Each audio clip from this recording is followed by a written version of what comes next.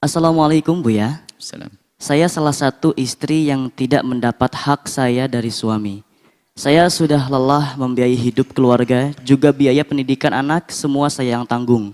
Namun minta cerai pun saya tak kuasa, karena usia kami sudah di masa pensiun, juga malu sama anak-anak yang sudah pada dewasa.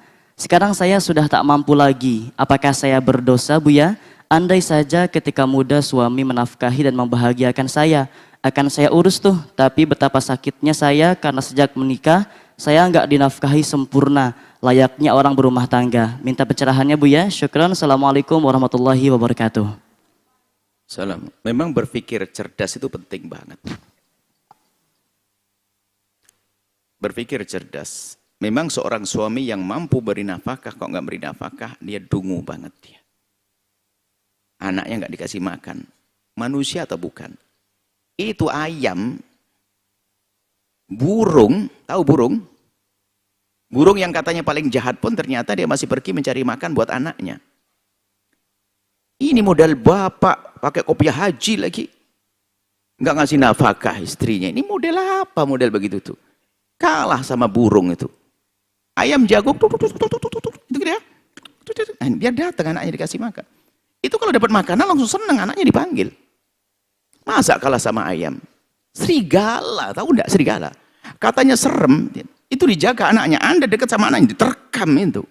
Ini bapak kok lebih buruk dari serigala. Itu model apa itu? Ini. Nggak enak jadi bapak-bapak. Enak lah bapak-bapak. Anda nggak usah melahirkan, ya cari nafkah saja. Nah tolonglah wahai suami, kecuali Anda memang tidak mampu. Model bangkrut dagang, bangkrut ini, bangkrut dan sebagainya. Ini saya nasihati dulu para bapak-bapak. Nggak pantas, biarpun ibadah, ngaji dan sebagainya. Sebab ada yang ngadu kepada kami, seorang istri mengatakan, Buya suami saya soleh banget. Soleh banget, alhamdulillah, iya Buya, soleh. Saya kerja di pasar, cuman suami saya nggak kasih nafkah, kerjaannya ngaji terus. Ngaji apaan itu? Iya Buya, ngajinya di mana? Di Buya. Oh, kacau ini. Oh, orang ngaji sama Buya kok begitu nih nggak? Astaga, ngajinya di Buya. Biasanya dia shop depan, bukan ini loh, itu jangan-jangan. Boleh dia sampai tak lihat siapa dia ini orangnya. Paling rajin ngaji dengan Buya, nggak mau ngasih nafkah, ongkang-ongkang, istrinya suruh ke pasar. Anda ini balul kalau gitu.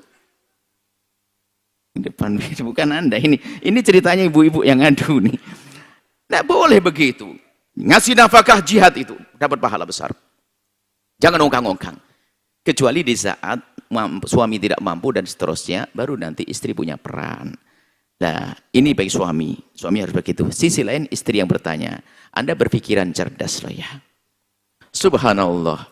Gara-gara suami yang anggap saja suami Anda memang betul-betul aduh bikin kesel deh. Ngasih nafkah, ongkang-ongkang, anggap saja begitu. Anda dari sisi enaknya saja. Alhamdulillah, gara-gara beliau Anda punya anak. Kan punya anak tadi sudah ya. Pun juga Anda bisa diberi oleh Allah rizki, bisa mencukupi sampai anak gede-gede dan sebagainya. Anda pikirkan, ini adalah nikmat. Kalau Anda tidak menikah dengan dia, barangkali nggak punya anak atau bagaimana.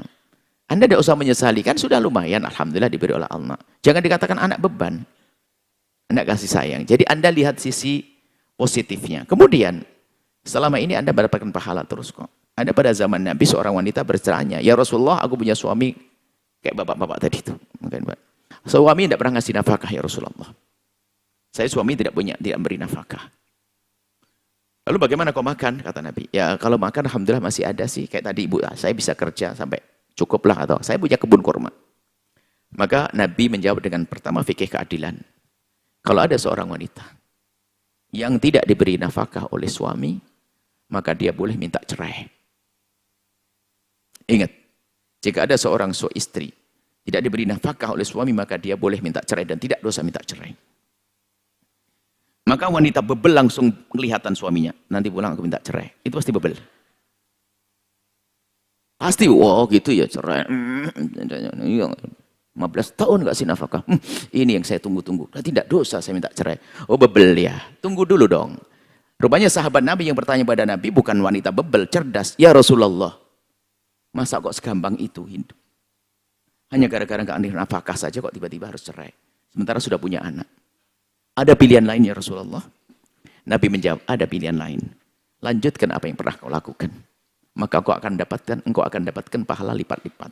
Pahala nyenangkan suami, pahalanya anak, pahala sedekah, pokoknya banyak pahala deh. Kemudian wanita cerdas menjawab, ya Rasulullah, biar aku yang mencukupi. Aku ambil opsi yang kedua, pilihan yang kedua. Biar suamiku nggak kasih nafkah, nggak apa-apa. Aku biar dapat pahala banyak. Nah, kalau ibu dengar cerita ini sebenarnya bersyukur. Dari mulai anaknya kecil, yang biaya ibu dapat pahala untuk suami pahala. Tapi kesel, segede apapun keselmu, ingat pahalamu gede, biar jadi pahala. Terus giliran tua, saya ngerawat. Saya balik bu, apakah ibu pengen sakit-sakitan lalu dirawat suami? Jadi alhamdulillah ibu cukup bisa ngerawat suami. Alhamdulillah. Coba berpikir yang cerdas sedikit. Hidup tuh di dunia itu berbatas dengan kematian. Apalagi Anda mengabdi kepada suami. Apalagi suami yang lemah dan seterusnya. Jangan berandai-andai. Kalau seandainya saya dulu dinafkahi waktu muda saya ngabdi nggak berat. Berarti Anda berbuat baik karena kebaikan manusia, bukan karena Allah. Nah, ini tidak ikhlas lagi itu. Kan berandai-andai tadi. Kalau seandainya masa mudanya saya akan dikasih nafkah, saya mungkin ngerawat nggak berat bu ya. Berarti kamu berbuat baik hanya membalas. Mana kelebihanmu? Hebatnya orang adalah tidak dibaikin, malah memberi kebaikan. Insya Allah yang bertanya setelah ini langsung senyum-senyum. Bukan saja yang ngerawat, sering pijitin suami. Terserah apakah suaminya karena memang tidak punya nafkah dengan sesungguhnya, atau memang suami yang bebel tadi. Yang jelas, Anda tetap mendapatkan kemuliaan. Kemudian, jangan tanamkan kebencian di anak, kadang-kadang seperti itu. Diungkit terus, sehingga menjadi pahalanya hilang. Tahu enggak nak? Dari kau bayi tidak pernah kasih nafkah. Yang nyolahkan mak yang nyekolahkan dari dulu. Mak yang cari duit. Akhirnya anaknya benci pada ayahnya. Anda rugi dong.